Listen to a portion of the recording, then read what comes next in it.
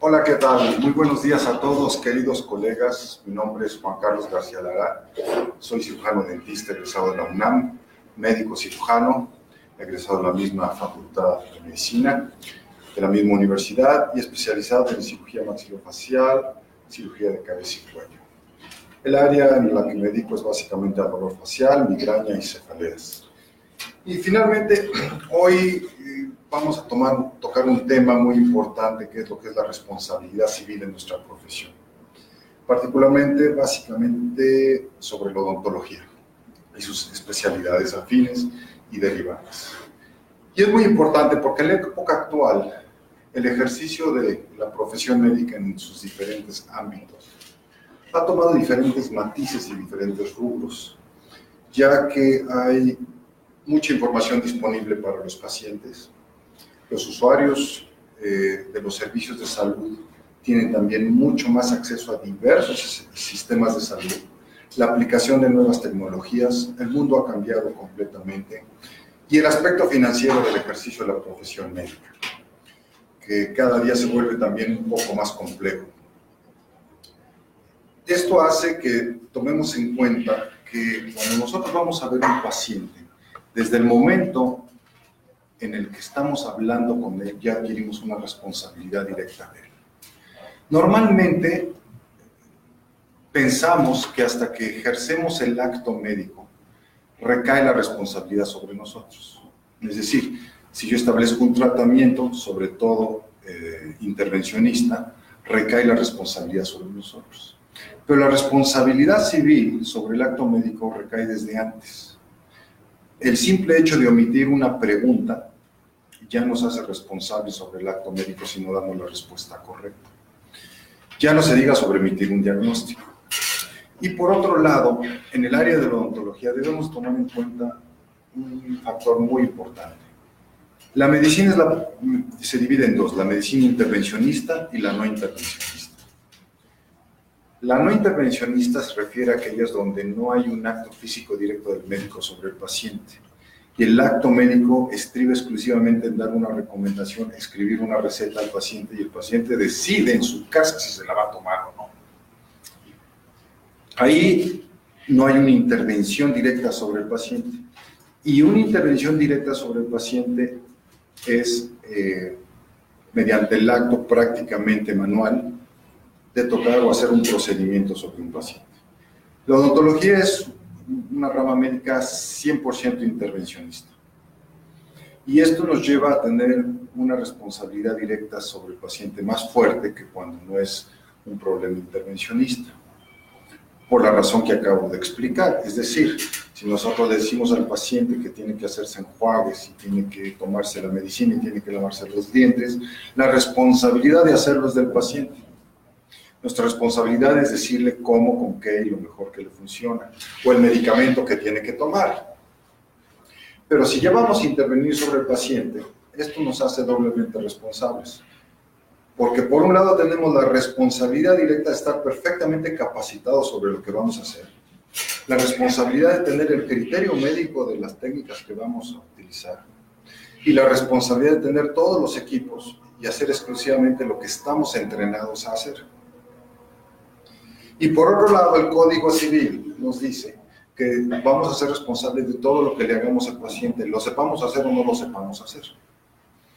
Si nosotros, y todo instrumento que utilicemos sobre un paciente nos conlleva a una responsabilidad. Si en una fresa, por un fresazo, le provocamos un daño al paciente, somos responsables de ese daño que estamos provocando.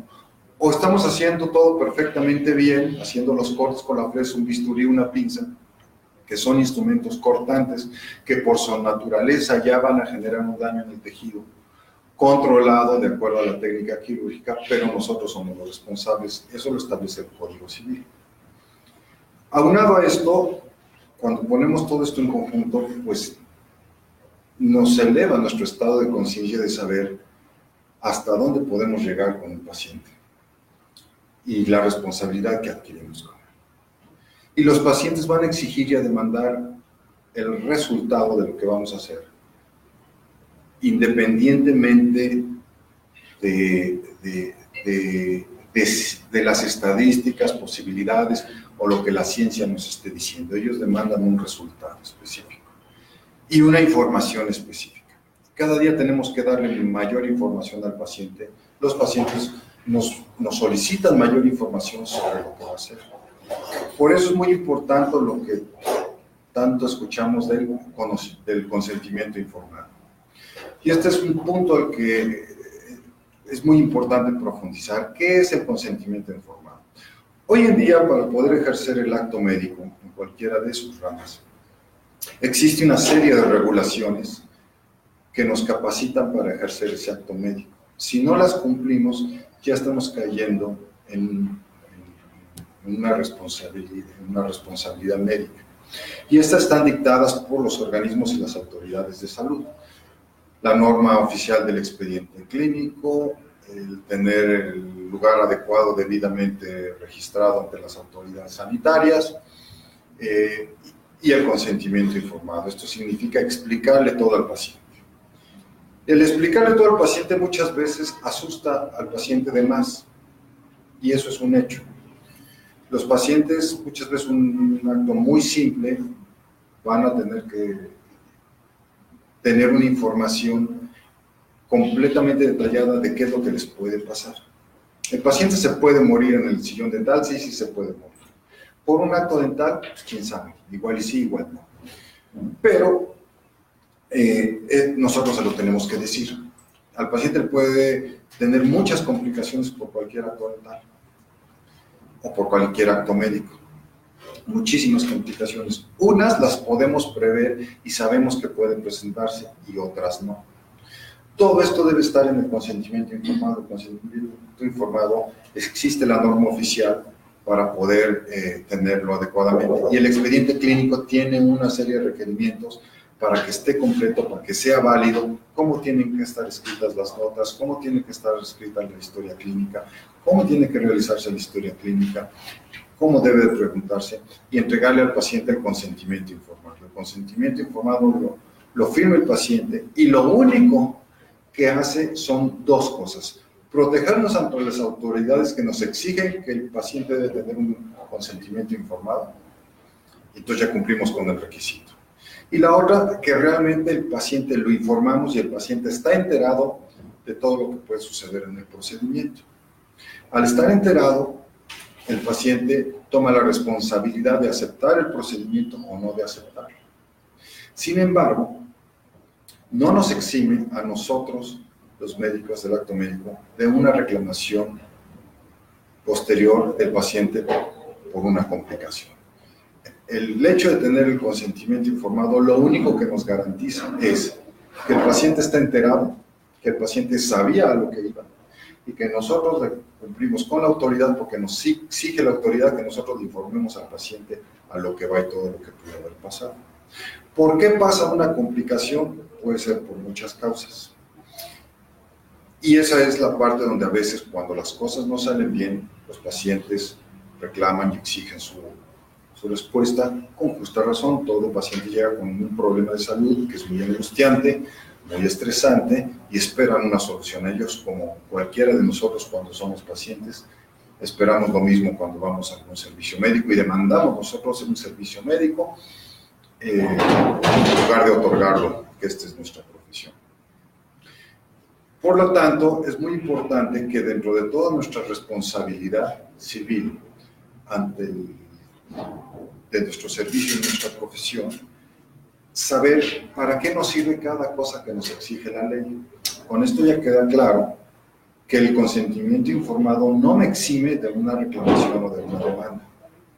Solamente me permite asentar que el paciente estaba informado. Muchos pacientes dicen, es que si yo he sabido que podía tener esa complicación, no me opero, no me hago el tratamiento. Bueno, aquí queda sentado que el paciente sí sabía. Además, que el paciente no lo supiera o sí lo supiera, no implica una falla del acto médico. Solamente implica que se complicó. Y eso es una cuestión también muy importante que debemos de entender, queridos amigos, cuando las cosas salen bien, somos vestidos de héroe, la gente nos da muchas gratificaciones, muchas satisfacciones de lo precioso que es esta profesión, pero el problema es cuando las cosas no salen tan bien, que pueden ser por muchos factores. Desde que el paciente no siguió las indicaciones, que eso es otro punto, nuestra responsabilidad como médico también es hacerle al paciente saber y enfrentar su propia responsabilidad. Ellos tienen su responsabilidad como pacientes de seguir las órdenes médicas o no seguirlas. Sí, cualquier decisión que tomen, ellos son responsables, igual que nosotros. Si nosotros tomamos una decisión, tenemos una consecuencia por la decisión tomada. Y si no la tomamos, hay una consecuencia por no tomarla. Por lo tanto, cualquier cosa que hagamos, vamos a ser responsables, pero el paciente también. Si el paciente va al médico, es responsable de haber ido al médico. Si el paciente no va al médico, es responsable de no haber ido al médico. Si el paciente decide operarse, es responsable de todo lo que implica haber tomado la decisión de operarse, inclusive que se presenten complicaciones. Pero cuando se presentan las complicaciones, usualmente buscan un culpable. Y el primero en quedar señalado como culpable es quien ejerció el acto médico. Y ahí se tiene que deslindar hasta dónde fue culpable el médico y hasta dónde no. Y eso es muy importante que nosotros como profesionistas sepamos hasta qué momento. La carta de consentimiento informado tiene un punto en donde muchas veces sí puede quedar asentado hasta dónde es la complicación responsable el médico y hasta dónde no. Pero hay complicaciones que se presentan y se van a presentar que ni siquiera están consideradas ni en los libros ni en la ciencia. No existe el 100% de efectividad de ningún procedimiento médico. De esto se desprende la responsabilidad del paciente, la responsabilidad que él toma al decidir someterse a un tratamiento médico. Y esa es responsabilidad del paciente. Y muchas veces el paciente toma mucha información ahora con todas las redes y le exige al médico lo que él estudió, lo que el paciente encontró y estudió. Y ahí viene a veces una estira y afloja, donde nuestra responsabilidad es explicarle al paciente la diferencia de lo que hay en la información que él tiene disponible a la experiencia clínica que uno como profesional va a dar. La parte que es muy importante cuando las cosas no salen bien, y entonces se viene el problema legal, es determinar si hubo, porque legalmente se nos puede acusar de dos cosas. Una cosa es la negligencia y otra cosa es la impericia. Y por naturaleza el acto médico está liberado de un agravante legal, que esto los especialistas en materia de leyes nos podrán, siempre nos darán la mejor orientación, que es que exista dolo, es decir, la intención de hacer un daño. Esta agravante normalmente no la tiene el acto médico, no hay dolo por la naturaleza del acto médico.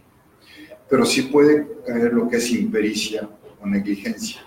Impericia es la incapacidad de no estar preparado para ejercer un acto médico y hacerlo sin estar preparado, sin no tener las capacidades, ni la habilidad, ni el entrenamiento.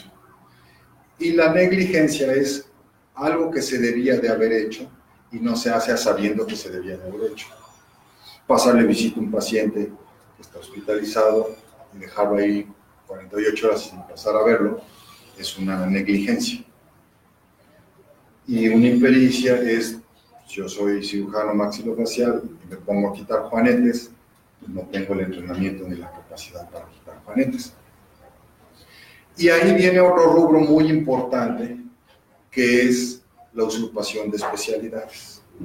Esto es ponerme a hacer como profesionista lo que está abarcado en una especialidad sin haber cursado ni tener la especialidad. Esto es muy delicado porque la usurpación de especialidad es un delito grave. Normalmente son delito grave, en teoría no alcanzan fianza y es penal. La negligencia y la impericia son administrativos.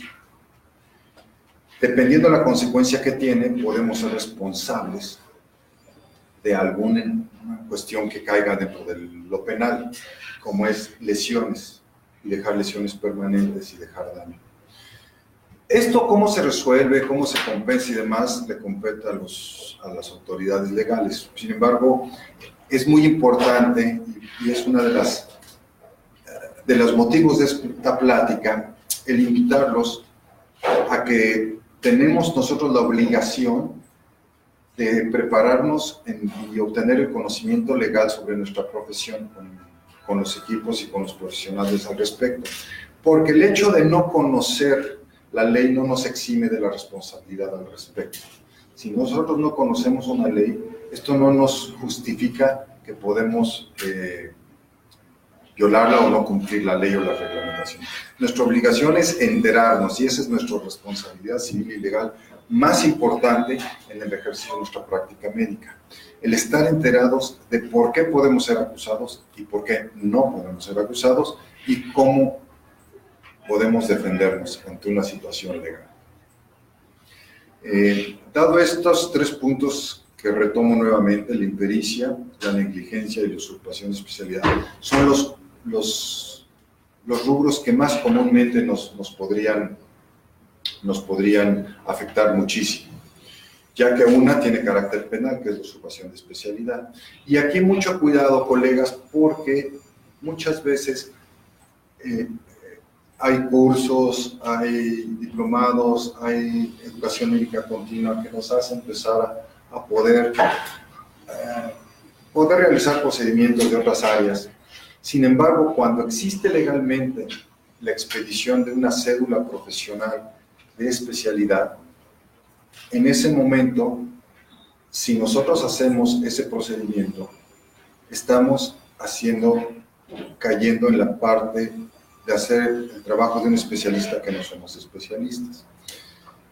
A la hora de la reclamación legal, uno va a poder avalar si tuvo conocimientos, si tuvo cursos, si tuvo diplomados o ciertas capacitaciones. Pero al mismo tiempo va a quedar la gran interrogante y el gran conflicto de que se hizo un trabajo de especialista sin ser especialista. Y mientras se arregla o no se arregla, mientras en el juzgado lo comprueban o no lo comprueban, la bronca ya está legal.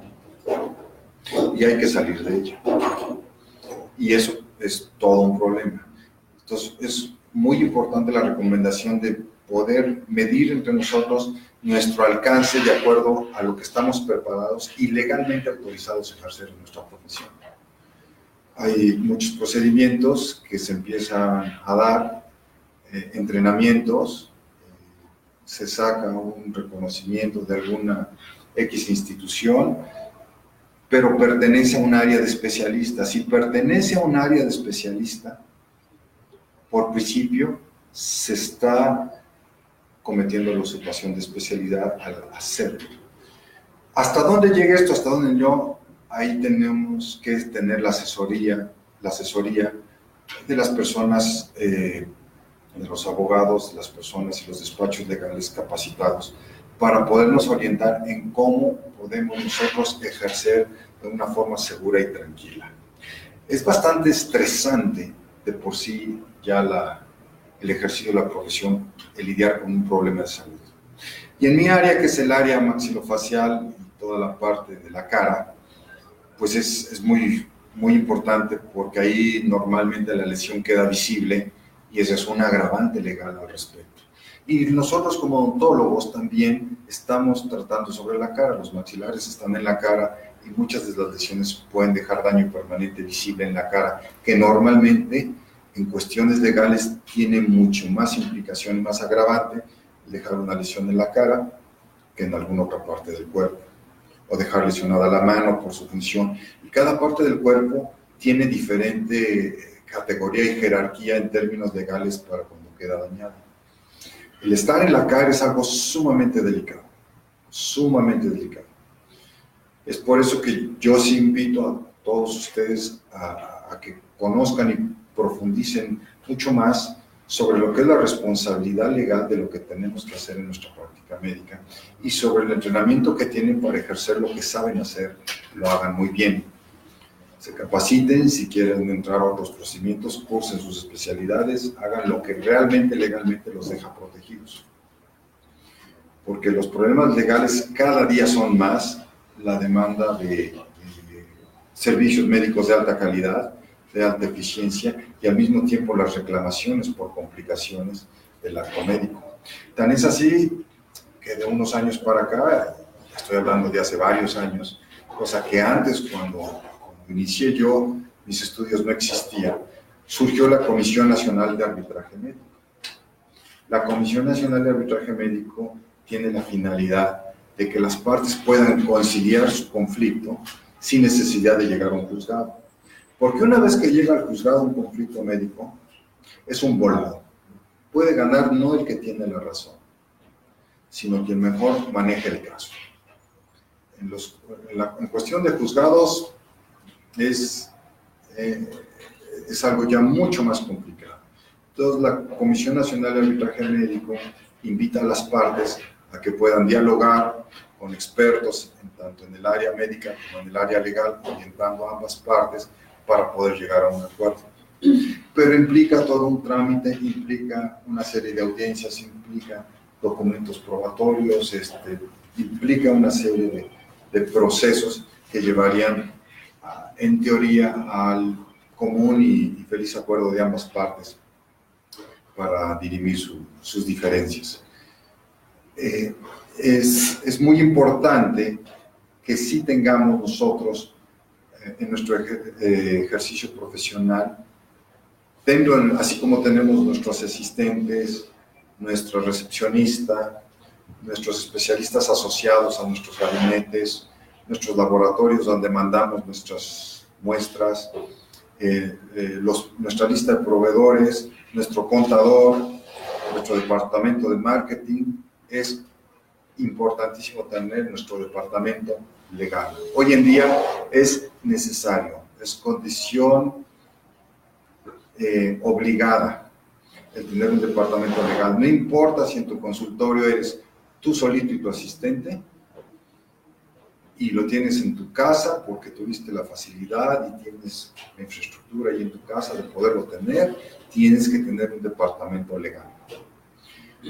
Porque he sido perito en varias cuestiones médico-legales a través de mi carrera. Cada día son mucho más los conflictos legales que se dan. Y son sumamente desgastantes, sumamente desgastantes. Y no sabemos defendernos porque no estamos preparados por ello, porque el ámbito legal es todo un mundo y un mar de posibilidades. Y es muy importante tener la conciencia de que en el momento en el que llega un paciente, nada más decir, doctor, vengo por una consulta, la cobres o no la cobres la consulta, eres responsable al darla. Y eres responsable de muchas de las cosas, de todo lo que le vayas a decir al paciente en esa consulta. Si vas a desacreditar el trabajo de un colega, eres completamente responsable de las consecuencias que eso hace. Empezando por el miedo que se le va a generar al paciente y la desconfianza que va a tener, no sobre ti, sino sobre todos los colegas. Somos responsables en el momento, en el dar un diagnóstico inadecuado. Somos responsables en dar información que no tengamos la velocidad que es la correcta.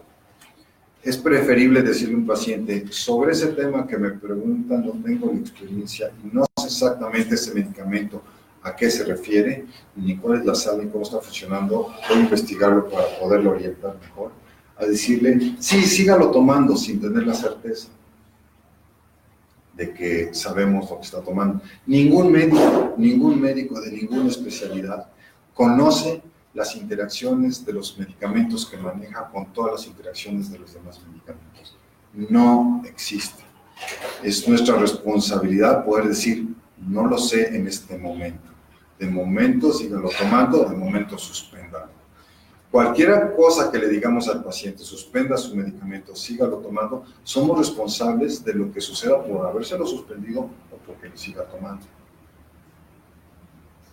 De la misma forma, también somos responsables cuando invitamos a otros colegas a trabajar con nosotros como complemento y viceversa, cuando nos invitan a trabajar a otros equipos de trabajo.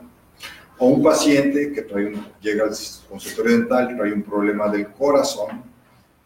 Normalmente nos creemos protegidos cuando le decimos, pásame la carta de su cardiólogo y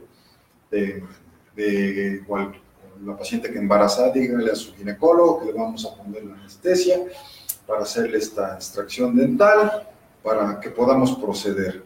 Y en una ocasión, lo comparto con ustedes, en una ocasión le mandan la carta al internista pidiéndole que si al paciente se le podía poner un implante, dado que tenía un grado leve de osteoporosis, y el internista contestó que él había revisado al paciente y su estado de salud lo consideraba bueno, estaba controlado de la presión y algunas cosas que el internista manejaba, pero él desconocía los procedimientos odontológicos, en qué consistían, cuántos agarraban y demás, que esa no era su área, que el decidir ponerle un implante a ese paciente estudiaba en el odontólogo y no en él.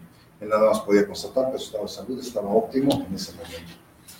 Y esto es muy importante porque usualmente mandamos al internista, al cardiólogo, al ginecólogo o a otro especialista pidiendo el apoyo para que nos autoricen a hacer nuestro procedimiento odontológico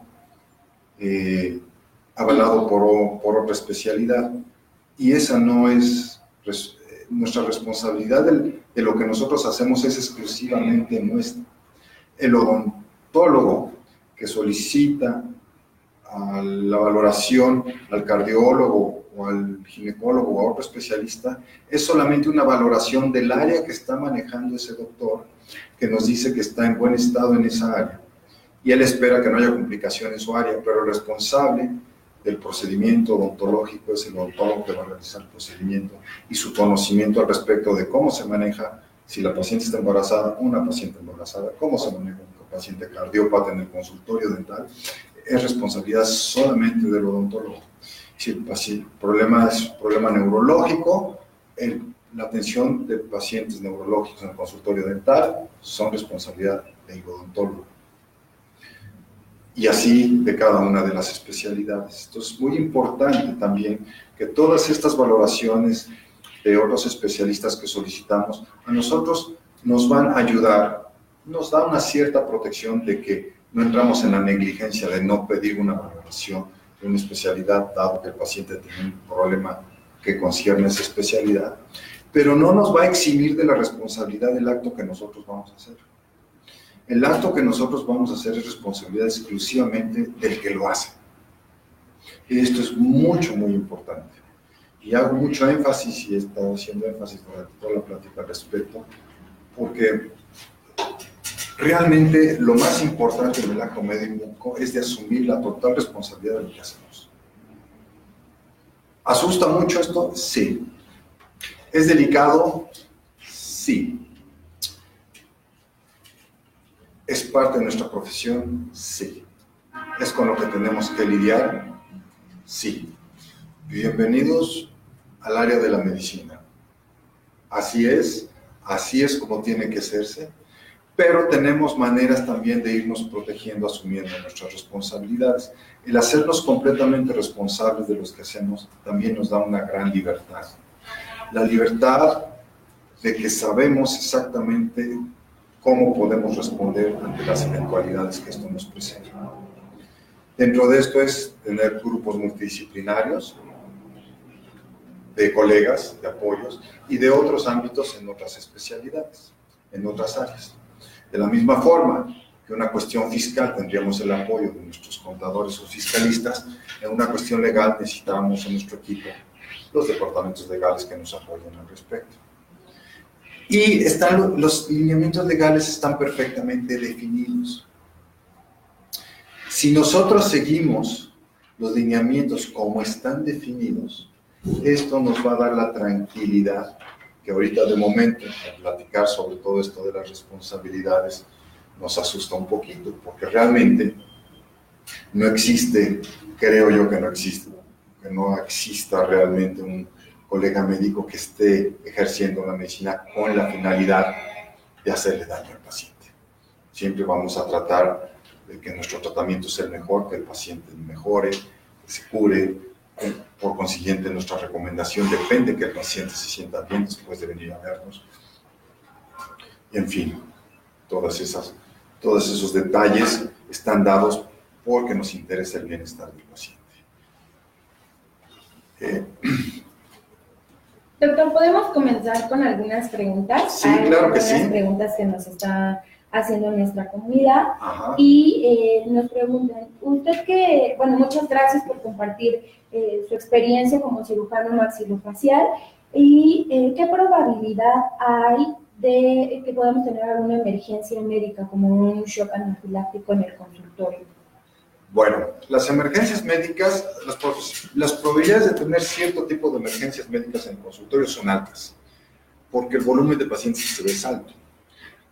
Particularmente el shock anafiláctico, esto es una pregunta muy técnica, médica.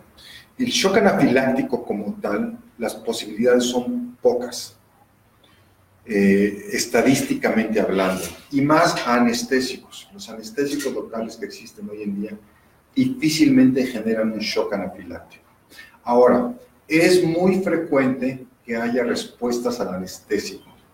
El paciente se siente mal, le da una ligera taquicardia, que le baja un poco la presión, que le da un poco de mareo. Pero eso no es un shock anafiláctico. El shock anafiláctico es una entidad perfectamente descrita con una serie de síntomas perfectamente descritos que puede presentarse en un restaurante por comer, no nada más mariscos, por cualquier cosa. Puede darse en un consultorio hasta por el polvo que hay en el consultorio.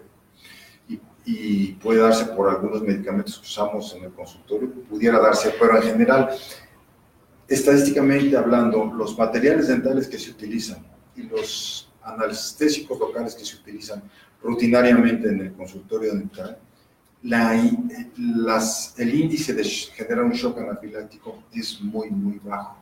Ahora, si se presenta un shock anafiláctico como tal, característico, clásico, no hay nada que hacer. O sea, sí hay unas medidas que tomar, pero los consultorios dentales no están equipados para hacer eso, ni el personal, ni siquiera las salas de los consultorios médicos de los hospitales. El único lugar que está capacitado, con todo perfectamente equipado, tanto personal, medicamentos y demás, para atender un shock anafiláctico, está en las salas de emergencia de los hospitales y en las terapias intensivas. Porque es muy rápido, la respuesta es muy rápida y el paciente puede morir en cuestión de segundos o minutos. No da mucho tiempo. En el shock anafiláctico clásico como tal, las posibilidades que suceda un shock de esos en el consultorio son muy bajas, muy, muy bajas. Ok, doctor, y preguntan, en caso de presentarse alguna reacción por la anestesia o algún tratamiento empleado durante la práctica, ¿me pueden culpar por esa reacción que tiene mi paciente? No. El hecho que el paciente tenga una reacción no es culpa del médico. Más o menos, es decir, se puede culpar si todo lo que tú debiste de haber hecho antes de atender al paciente no lo hiciste, que es tener una historia clínica adecuada, okay, tener la información de qué medicamentos toma el paciente y saber cómo reaccionan esos medicamentos.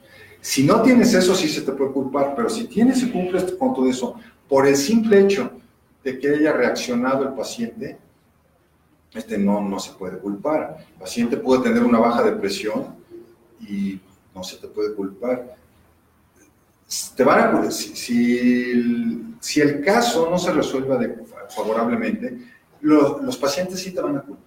Los pacientes van a decir, es que el doctor administró esto y le pasó esto, y bueno, ya se indica, bueno, pasó esto porque el paciente es susceptible, pero se hizo todo lo adecuado y bueno, fue un accidente. Es muy diferente un accidente a una complicación, a lo que dije yo, a una negligencia, a una imprudencia. Entonces, todo eso se deslinda, pero por el simple hecho de que se complica un paciente, no somos culpables. El paciente puede complicarse por mil razones. Ahora, una reacción indeseable puede salir por sí sola. Si se bajó la presión, puede darnos un susto, se desmaya el paciente, puede desmayarse por el simple hecho de que viene estresado, porque viene muy tenso. pero por eso no nos van a culpar. Te van a culpar si no sabes lo que tienes que hacer cuando lo tienes que hacer, o si no tomaste las precauciones previas que normalmente debiste haber tomado. Ok, entonces, ante esa situación, ¿cómo podemos actuar? Es importante realizar algunas pruebas que podemos, para prevenir algún shock, alguna emergencia, o para reacciones con el anestésico. Ahí la forma de cuidarte es con conocimiento. Lo primero es tener perfectamente la historia clínica del paciente, saber cuáles son sus enfermedades, su historial médico, las medicinas que usualmente ha tomado, tomarle la presión al paciente y saber que es un paciente sano. Si el paciente es un paciente sano, se toman las prevenciones que normalmente se toman. Al colocar un anestésico se toma verificar que no se coloque intraarterialmente o endovenoso, poner la anestesia tópica antes del anestésico, porque luego el puro piquete los pone nerviosos y pueden hacer alguna taquicardia, y saber exactamente y saber qué hacer. Y eso es pues, en el entrenamiento y en el estudiar, saber qué anestésico estoy usando, las características de ese anestésico, si estoy usando lidocaína, cuál es su absorción, sus efectos, complicaciones, sus niveles plasmáticos, y conocer cada medicamento que voy a utilizar, estudiarlo de la A a la Z y saber perfectamente bien cómo funciona cada medicamento que yo. Muchas veces, en mi caso, yo nada más uso 2 anestésicos locales, por ahí como 7 sales que se pueden utilizar. Si yo nada más uso 2, esas 2 las tengo que saber perfectamente bien, dosis, todo. Si voy a usar un tercero, porque me lo recomendaron y demás, no lo voy a usar porque me lo recomendaron. Antes de usarlo, tengo que estudiar ese medicamento, todas sus características, todas. Y eso es lo que más nos va a proteger, saber qué es lo que estamos usando y cómo se tiene que usar. Perfecto. Muchas gracias, doctor. Otra persona pregunta, ¿cuáles son las causas más frecuentes en cirugía maxilofacial por las que puedo tener un conflicto con mi paciente? A ver, ¿puedes repetir la pregunta? ¿Cuáles son las causas más frecuentes en cirugía maxilofacial por las que puedo tener algún conflicto legal con mi paciente? Es una pregunta muy abierta. Me gustaría que fuera más específica, porque cirugía maxilofacial es un mundo. Claro. Es un mundo. En mi caso, yo me dedico a dolor. Tenemos un protocolo que quita las migrañas y los dolores de cabeza, el dolor facial. Ese es un área. Entonces ahí puedo tener, dependiendo de cómo esté tratando eso, unas ciertas complicaciones. Y puedo hablar de muelas del juicio, la cirugía del tercer molar, que es muy común en cirugía maxilofacial. La complicación más frecuente es de infección. La parestesia del nervio dental inferior cuando no se usa la técnica adecuada, y hemorragia, son las 3 más frecuentes. Entonces, con una técnica adecuada, con buen entrenamiento, se enfrenta a cada una de ellas. Antibióticos adecuados, en la hemorragia, tener todos los medios para controlar una hemorragia. Esa es la más frecuente para cirugía de muela del juicio. En implantes, que es también un área de la cirugía maxilofacial. El implante, la complicación más frecuente son infecciones y el dolor por tocar algún nervio, alguna cosa, dependiendo de la zona. Entonces son las complicaciones más frecuentes, y la movilidad y que se pierde el implante, que eso puede ser por muchos factores. Y así cada área de la cirugía maxilofacial es diferente. Estos son procedimientos que se hacen en consultorio. A nivel hospitalario, la cirugía maxilofacial tiene otros procedimientos que tienen sus complicaciones, en la reducción del prognatismo, que es la complicación más frecuente, es la parestesia permanente del nervio, que bueno, se hace en la técnica quirúrgica y está descrito cómo proteger al nervio para que eso no suceda. Entonces, dependiendo de qué parte o de qué procedimiento quirúrgico, pero así en general de la cirugía maxilofacial, la complicación más frecuente es muy difícil poder decirlo así.